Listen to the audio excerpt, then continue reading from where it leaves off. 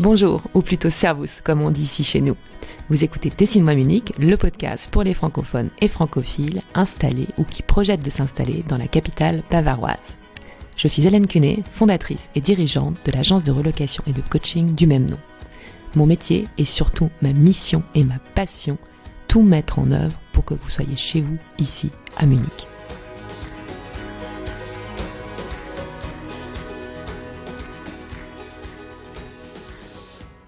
Aujourd'hui, je vous propose un second épisode spécial de la série Creative Quarantine.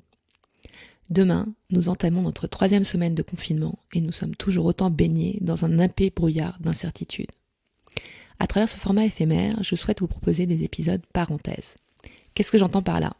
Vous présenter en 15 ou 20 minutes les initiatives créatives des francophones en Allemagne pour vous changer les idées et vous proposer des pistes pour rebondir pendant cette période très particulière. N'hésitez pas si vous souhaitez témoigner, il suffit de m'envoyer un message.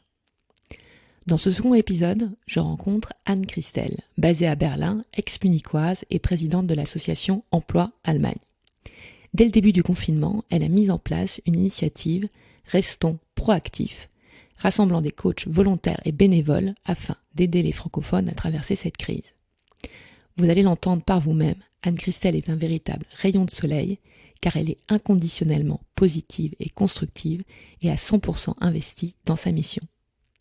Mais je ne vous en dis pas plus et je laisse place à ma conversation avec Anne Christel. Bonjour Anne Christel. Bonjour Hélène, merci beaucoup pour cette invitation. Merci à toi de te rendre disponible un dimanche matin pour parler de toutes tes belles initiatives. Donc là, c'est le 2e épisode de cette série spéciale confinement. Et je suis vraiment heureuse de partager ça avec les auditeurs parce que tu as vraiment pas chômé, mis en place une super initiative. Et donc, je pense que les gens vont pouvoir trouver plein de ressources intéressantes pour eux. Avant que tu te présentes et qu'on parle de l'initiative que tu as mise en place, j'avais 2 questions assez générales à te poser. Comment est-ce que tu vas et comment tu vis cette période actuellement ? Alors, moi je vais très bien et je fais partie des gens qui sont chanceux. Je vis dans une maison avec un jardin, donc je peux continuer de m'aérer. Et je sors beaucoup en forêt, donc on peut dire que je fais partie des privilégiés. Et surtout, en fait, cette épreuve, en fait, qui nous arrive, me donne encore plus d'énergie, en fait, pour continuer cette mission dans le cadre d'Emploi Allemagne. Donc, en fait, je vais très bien. Merci. Bon, c'est bien d'envoyer un message positif. Est-ce que tu peux te présenter peut-être ? Alors, je sais que tu as habité pendant plusieurs années à Munich. Maintenant que tu es à Berlin, est-ce que tu peux nous raconter ton parcours en quelques lignes ? Tout à fait. Donc, je suis exactement une ancienne munichoise. J'ai vécu 10 ans à Munich. Pour recommencer au départ, donc je suis française, j'ai 47 ans, je suis mariée avec un Allemand et j'ai 2 enfants franco-allemands. J'ai, pour faire court, une formation de géographe développement local et j'ai fini ma carrière professionnelle française dans une direction du travail sur une thématique emploi, insertion socio-professionnelle, d'où Emploi Allemagne aussi. Okay. Je récupère mes compétences françaises pour les mettre à profit au sein de cette association. Donc, pendant 10 ans, j'étais à Munich, dans ce fabuleux quartier qui est Fasangarten, qui est au sud de Munich, où j'ai vécu vraiment des années aussi extraordinaires avec mes enfants, et j'ai vécu à l'allemande, et j'étais la personne la plus épanouie du monde. Ce que j'ai pu réaliser, un très très beau rêve, c'est materner ma petite famille. Et pendant ces années-là, j'ai réfléchi justement à mon projet professionnel qui a maturé, et j'ai lancé à Munich une petite boîte qui s'appelait à l'époque Destination Chance, qui était aussi un petit peu précurseur de ce qui se fait maintenant de manière super. C'est accompagner les Français, les coachs qui ont des talents extraordinaires, qui aident les Français justement à bien s'intégrer et à bien s'informer. Je veux pas trop rentrer dans les détails, mais en fait, ça m'a vraiment formée et pour rebondir aussi dans l'association. Et donc, au niveau professionnel, nous avons dû déménager à Berlin en 2014. Donc, ça fait maintenant presque 6 ans que nous sommes ici. Et en 2017, exactement, l'ancienne présidente d'Emploi Allemagne m'a demandé si je pouvais rejoindre le bureau. À l'époque, j'ai dit oui, tiens, tentons une expérience. Et en 2019, donc j'ai pris la présidence de cette très belle association qui est Emploi Allemagne. Ok. Est-ce que tu peux peut-être nous expliquer, on avait parlé avant, il y a quelques semaines ensemble, un peu l'histoire d'Emploi Allemagne, comment, parce que comment dire, la mission a évolué aussi, Oui. mais peut-être présenter aux gens qui ne connaissent pas l'association, qu'est-ce que c'est exactement et un petit peu, oui, l'historique. Alors, l'histoire d'Emploi Allemagne est très très longue, donc pour faire très court, c'est une association qui est assez vieille, qui a plus de 20 ans en fait, et qui a pris tout son sens quand les services emploi dans les consulats ont fermé, et c'était autour de 2008-2009, je me souviens plus la date exacte.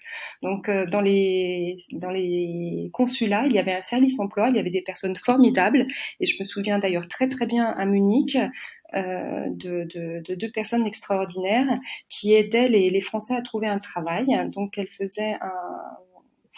elle mettait en relation en fait les entreprises qui cherchaient des profils francophones, et elle aidait les Français en fait à finaliser un CV, à donner un petit coup de main sur la candidature et les entretiens d'embauche.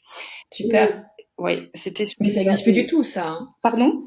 Ça n'existe plus du tout, ça, parce que le consulat n'a plus du tout ce rôle-là maintenant. Exact, tout à Mm. fait. En fait, au niveau de l'Europe, tous les services publics emploi par pays doivent proposer ce service-là pour les Européens, en fait. J'avoue que c'est super parce que le service public de l'emploi de chaque pays est très très bien, celui d'Allemagne est aussi parfait, mais il y a quand même le lien qui manque au niveau culturel, linguistique, etc. Donc c'est Et puis la langue, oui, parce que excuse-moi, quand tu dis le service public, par exemple en Allemagne, donc c'est l'Arbeitsagentur qui devrait s'occuper donc des francophones aussi, c'est ça? complètement. Ouais. Ouais, ouais. Ok. Ouais, ils ont Mais hmm. Mais pour le coup, enfin moi ce que j'entends à chaque fois comme expérience, c'est que si tu vas à l'Arbeitsagentur sans parler allemand, c'est compliqué. Et même avec l'anglais, tu vois, tu t'imagines à Munich, si tu tombes sur des gens un peu plus âgés, bavarois, etc. Bah sans allemand, tu as énormément mal à communiquer. Alors tu as raison, il n'y a pas qu'à Munich qu'on rencontre ce problème. Alors moi je suis à Berlin depuis 5 ans et là aussi c'est un énorme problème. Normalement, chaque agentur für Arbeit, ils ont l'obligation de communiquer dans une langue, une langue de chaque pays européen. Et Mhm. bon, bien sûr, ce service n'est pas mis en place et il y a d'énormes difficultés aussi. Donc, d'où en fait Emploi Allemagne et le relais en fait que l'on fait entre l'association et aussi le service public de l'emploi. D'accord. Donc l'association, c'est le prolongement en fait. Elle avait pour vocation en tout cas à remplacer ce service de recherche d'emploi, d'accompagnement, Tout à qui fait. était auparavant donc au consulat et donc maintenant qui passe dans le cadre de l'association. Tout à fait. Alors, le SFEC, je cherche mon mot en français, la mission d'utilité publique, parce que nous sommes d'utilité publique en Emploi Mhm. Allemagne, est le soutien et l'accompagnement des Français dans leur insertion socio-professionnelle. Donc, c'est-à-dire qu'on se situe avant l'emploi. Et notre objectif est vraiment d'informer les personnes où on peut trouver les bonnes informations, les bonnes ressources et les talents. En plus, ce que on a développé depuis 2018, moi j'ai commencé de développer ça à Berlin, c'est qu'on co-crée avec des partenaires locaux des ateliers, des conférences, on anime des workshops avec ces partenaires que l'on propose en présentiel parce que ce manque de lien était très fort pour les compatriotes. En fait, les services emploi au consulat n'existaient plus, donc on n'avait plus d'interlocuteurs. Donc c'est ce qu'on essaye de créer en fait en disant l'association vous écoute, elle est là, et c'est pour ça que depuis 2018 on propose en présentiel des ateliers.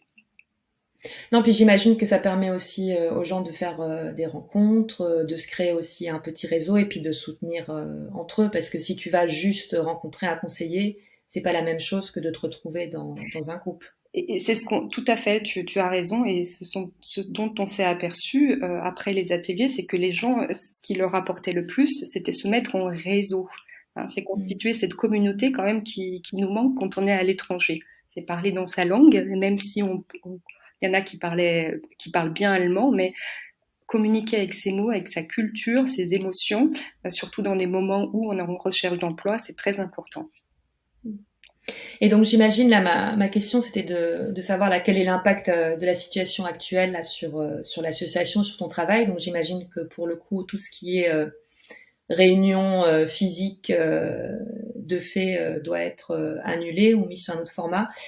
Comment t'as vécu ces 2 dernières semaines Oui. Qu'est-ce que comment t'as senti les choses?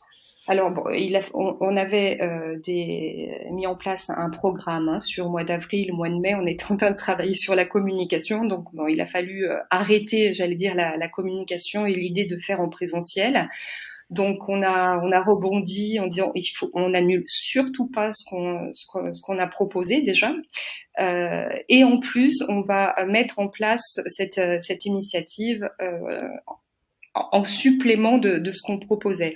Donc, par exemple, à Munich, on avait prévu le 28 avril une conférence networking à l'Institut français de Munich. Donc, nous l'avons annulé, mais nous le remplaçons par un webinaire. Par exemple, donc ça pose pas de problème. Alors c'est vrai que ce qui va manquer, c'est le networking, c'est se rencontrer, mais il faut aussi qu'on se réinvente nous en tant qu'association pour trouver de nouveaux outils pour networker également.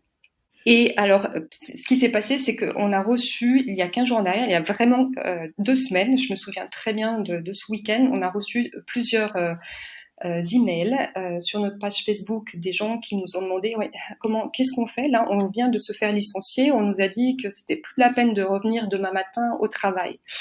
Et en fait, en lisant il y a 2 semaines en arrière les réseaux sociaux, en fait, je me suis aperçue que il y avait pas une ou deux ou trois personnes qui nous posaient cette question, mais il y en avait plein qui commençaient à angoisser. Et c'est là où je me suis dit bon, là il faut mettre les bouchées doubles, faut pas aller lâcher, il faut pas lâcher les Français pendant cette période-là qui va être assez difficile. Donc c'était il y a 15 jours en arrière. J'ai appelé les membres du bureau, on a réfléchi, on s'est dit ok, on se lance. Et on a créé une initiative qui s'appelle Ensemble restons proactifs. Alors, restons proactifs, donc restons, c'est tout ensemble, hein, on vous lâche pas. Et proactif, donc il y a un petit peu un jeu de mots dans l'écriture de l'adjectif proactif. On l'a séparé en deux, et c'est une personne de l'association qui nous a fait cette réflexion, c'est on reste pro, donc professionnel, mais aussi actif. Parce qu'on a senti que les gens, bien sûr, on a tous peur, c'est une claque qu'on s'est pris là derrière la tête, un gros choc, et la situation elle est quand même assez grave économiquement, et surtout des Français qui ils sont en tant qu'étrangers entre guillemets, et notre public en insertion socio-professionnelle est le premier sur la ligne de mire des personnes en difficulté. Donc on s'est dit on vous laisse ensemble, on reste ensemble et on est fort ensemble. Donc l'idée de cette initiative, c'est de mettre dans un pot commun tous les talents, toutes les initiatives, toutes les ressources que l'on peut donner. Donc c'est vraiment une action de solidarité, de don, qui correspondent à nos valeurs, valeurs de solidarité, de don, de partage et de bienveillance. Pour le courant du mois d'avril, on est une multitude d'offres pour soutenir les Français en Allemagne qui sont dans cette difficulté professionnelle. Alors, j'ai fait ma liste de toutes les personnes. Je crois qu'on est 12. Il y a 12 coachs qui ont répondu présents à cette initiative là depuis 10 jours. Donc je les remercie. Et on a tout donc un programme aussi bien des coachings gratuits de 1 heure, voire jusqu'à 1 heure et demie pour,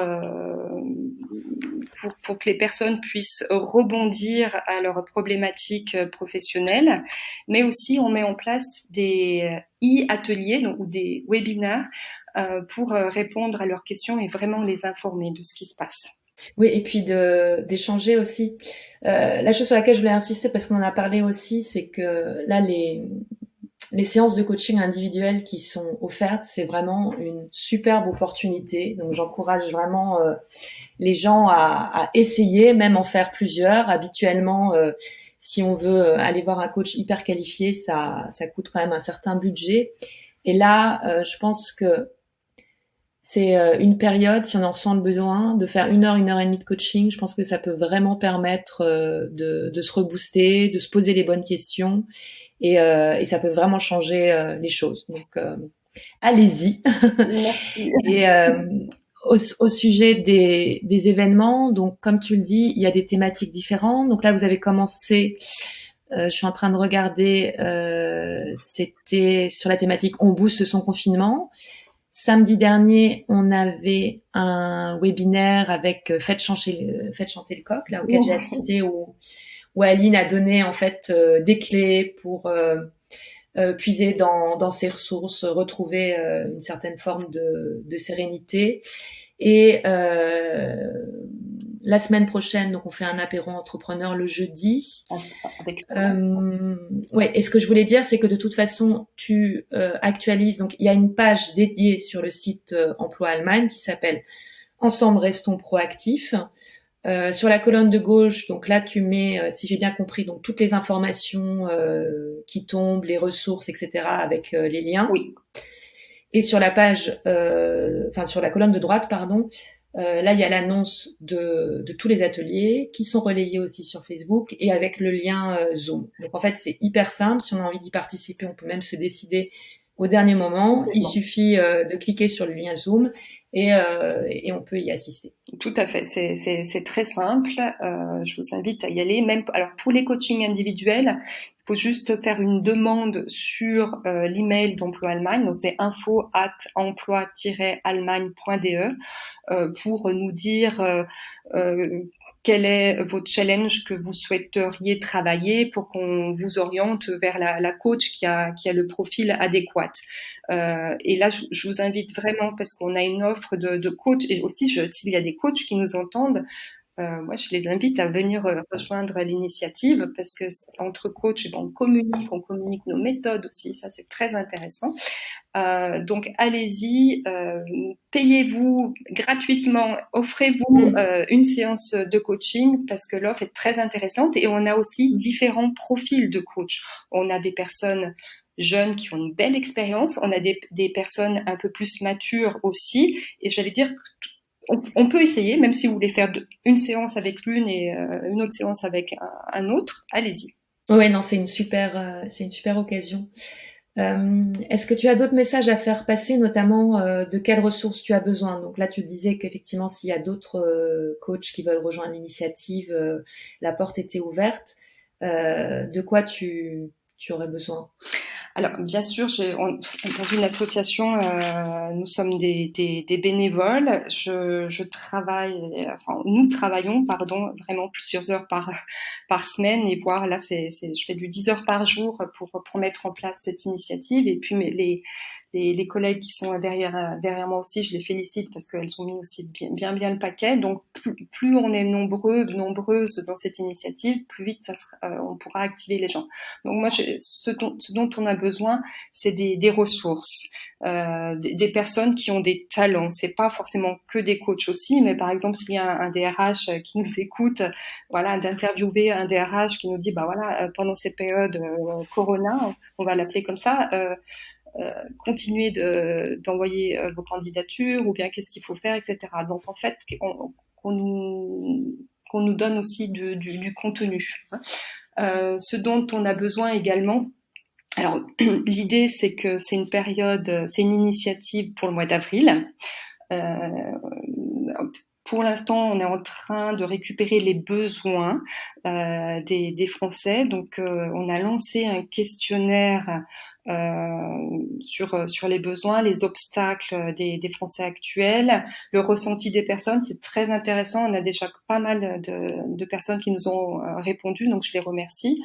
Et ce qui va nous permettre, en fait, au mois de mai et de mois de juin, de construire un programme qui corresponde vraiment à leur attente. Donc, ce dont j'ai besoin, c'est aussi des financements pour pouvoir financer ce programme-là, parce que il y a une générosité qui se met en place, mais après, il va falloir vraiment faire un programme conséquent, donc financer des coachs, financer des partenaires pour continuer nos webinaires, parce que peut-être que le mois de mai aussi, on ne pourra pas faire de présentiel mois de mai au mois de juin. Donc, il faut qu'on continue à développer tout ce qui est offre digitale. Ok, et ça se passe comment? Vous avez mis en place une cagnotte ou si les gens veulent faire des dons, comment ça Oui, se passe? alors sur notre site internet, il y a un petit bouton. Vous pouvez faire ça sur PayPal également. Je vous donnerai également le lien du questionnaire sur lequel il y a aussi un lien pour faire un don sur PayPal, sachant que nous sommes une association d'utilité publique et les dons sont bien entendu déductibles de votre assiette fiscale. Ouais, ça veut dire que tu donnes un petit papier, une attestation et ça peut être déclaré Oui, aux tout impôts. à fait. Euh, oui, de toute façon, à chaque fois que je fais un épisode de podcast, je remets un article qui reprend les grandes lignes de ce qu'on s'est dit. Je mettrai bien entendu les liens vers la page Restons proactifs, également vers le questionnaire, parce que ça, je pense que c'est très très important de prendre 1 ou 2 minutes pour que les gens disent de quoi ils ont besoin, parce que c'est quand même plus simple que de le deviner soi-même. Et puis, je pense qu'on est aussi tous différents, on n'a pas forcément les mêmes attentes au même moment. Anne-Christelle, donc tu disais que tu avais reçu déjà plusieurs réponses au questionnaire. Donc moi, je suis un petit peu curieuse, ça m'intéresserait de savoir quel est le retour des gens, qu'est-ce qui les tracasse, qu'est-ce qui ressort de ces questionnaires. Alors, dans ce questionnaire-là, on a fait des questions très simples. Il y a 4-5 questions. On a posé la question sur le ressenti. Et il s'avère que peut-être il y a 10% d'optimistes et 90% qui sont vraiment inquiets, impuissants, incertains. Et voilà, il y a une peur qui s'est vraiment installée. Et cette peur, ce sentiment d'avoir été abandonné, en fait, ralentit les personnes. Hein. Donc, on est un petit peu à l'arrêt pour l'instant. Donc, c'était intéressant de connaître un petit peu le ressenti des personnes. Comment nous, on allait rebondir par rapport à ce ressenti. Au niveau on a posé la question des obstacles. Quels obstacles on avait? Donc, bien sûr, donc le confinement est égal à nos jobs. Hein. Donc, là, c'est un obstacle économique certain. L'obligation, un obstacle d'avoir l'obligation d'être au chômage partiel. Donc ça aussi c'est assez mal vécu. Un obstacle aussi très intéressant, c'était comment gérer le télétravail. Je pense qu'il y aurait des choses à faire là-dessus. Comment s'organiser? Donc un obstacle d'organisation entre la famille, le travail, le confinement. On n'est pas habitué. Hein. Donc ça, c'était vraiment très très fort, ce qui est ressorti très fort dans le questionnaire. On a aussi posé la question sur les besoins des personnes. Alors ça aussi, c'était très intéressant pour nous. Deux, trois petits points assez forts, c'est connaître les aides dont on avait droit. Donc, quand on se fait licencier, est-ce qu'on a droit au chômage, aux allocations de chômage. Sinon, qu'est-ce qu'il faut faire? Donc, il faut aller voir le Job Center, par exemple. Quels sont les types de subventions qu'on peut avoir pour notre entreprise, pour notre micro-entreprise? Donc, chaque land a mis en place également un programme. Nos besoins d'organisation, de méthodologie, ça aussi qui était assez forte. Et aussi des besoins de dire, tiens, c'est une super occasion pour moi de réfléchir à ma transition professionnelle. parce que là, on est bloqué, on peut rien faire, et c'est un moyen de rebondir. Donc là aussi, ce besoin est vraiment ressorti grandement dans les questionnaires. Voilà, et du coup, on va rebondir là-dessus pour proposer vraiment quelque chose de vraiment costaud au mois de mai, au mois de juin, pour répondre aux besoins des gens. Donc, s'il vous plaît, si vous pouvez nous aider en répondant aux questionnaires pour répondre au plus proche de vos besoins. Super. Donc ça, c'est les projets pour mai-juin. J'avais une question, alors c'est peut-être un peu difficile, mais je te la pose quand même. Quelle leçon tu penses avoir déjà tiré là des événements actuels? Alors moi je suis, faut savoir, d'une nature super positive, optimiste, et j'aime beaucoup l'humour. Donc j'ai l'impression, enfin en tout cas de mon côté, d'avoir boosté encore ces compétences. Euh, et aussi de croire à ce que tout est possible. Et en fait, de notre côté, au niveau d'Emploi Allemagne, c'est vraiment le message qu'on veut faire passer. C'est OK, c'est une catastrophe ce qui arrive, une catastrophe économique, mais on va rebondir. Et ça, c'était vraiment ancré en moi, et j'ai envie d'encore de plus le dire. Allez-y, rebondissez. Et comme l'a dit Aline samedi matin, on est tous responsables de ces choix, qu'on est tous directeurs de notre vie. Donc j'ai beaucoup aimé cette métaphore en fait. Et voilà, les enseignements, c'est que ça booste en tout cas. En tout cas, ça booste. Et il faut y aller. Auf geht's. Exactement. Bah écoute, avec tout ce que vous avez mis en place, je pense que si les gens voilà ont besoin d'être boostés, d'aide, etc. Il y a qu'à demander. En plus, comme tu l'as dit, c'est gratuit. Enfin, il faut en profiter. Que ce soit le coaching individuel ou les webinaires que vous organisez régulièrement. Bah écoute, je te remercie Anne-Christelle. Ce que je te propose, par exemple, on pourra refaire une suite d'ici un mois, ou quand le programme le programme suivant sera mis en place pour en parler plus en détail. D'ici là, on espère quand même que ça ira mieux, mais comme tu l'as dit, je pense qu'il faut quand même se préparer psychologiquement à devoir éviter les rassemblements en personne pendant un certain nombre de temps. Donc, effectivement, c'est mieux de travailler dans cette perspective-là. Écoute, Hélène, je te remercie en tout cas pour ce podcast, et on se retrouve d'ailleurs toutes les deux jeudi 2 avril à 20h, parce que tu animes une super webinaire. Peut-être que tu veux le présenter. Oui, alors là l'idée, enfin c'est un test qu'on fait toutes les deux. On s'est dit ce serait sympa de se retrouver dans un apéro virtuel entre entrepreneurs pour partager, échanger sur la situation, mais surtout moi j'aurais envie que ce soit vraiment un moment d'échange, mais d'échange positif, et en fait d'essayer de trouver ensemble des solutions pour faire face à la crise, parce que je suis persuadée, et comme tu le disais par ailleurs en parlant de ton initiative, c'est qu'on a tous des talents, des compétences particulières, et que c'est en les mettant en les partageant avec d'autres et en soutenant qu'on peut peut-être aussi réussir à trouver des solutions pour sortir la tête de l'eau, pour quand même arriver à faire fonctionner sa société. Parce que c'est vrai que si on reste tout seul, on est un petit peu moins créatif. Puis je pense qu'on a tendance aussi à ruminer. Et donc là, l'idée, c'est vraiment d'amorcer l'échange. Venez nombreux. Après, comme on l'a dit, ça n'empêchera pas de faire des plus petits groupes si on veut travailler sur des problématiques particulières. Mais là, c'est vraiment destiné ça va pas être une conférence ex cathedra où je vais lire différents points. C'est vraiment d'échanger et puis de trouver des solutions ensemble. Tout à fait. Une belle initiative. Merci beaucoup, Hélène, de ton aide. Je t'en prie, moi je suis impatiente, et j'espère qu'on sera nombreux, et ça va me faire très plaisir aussi de voir des gens même virtuellement, parce que je pense que rien que ça fait du bien. Tout à fait. Bon, à bientôt Anne-Christelle. Merci, à très très bientôt. Au revoir. Merci à Anne-Christelle pour cette initiative. Alors, j'espère que vous l'avez entendu, le son devient de mieux en mieux. Vous retrouverez toutes les notes de l'épisode, ainsi que les liens vers le site d'Emploi Allemagne et le questionnaire sur mon site décimoismunique.com. Par ailleurs, si vous souhaitez rejoindre l'initiative, n'hésitez pas à contacter Anne-Christelle ou bien à m'écrire.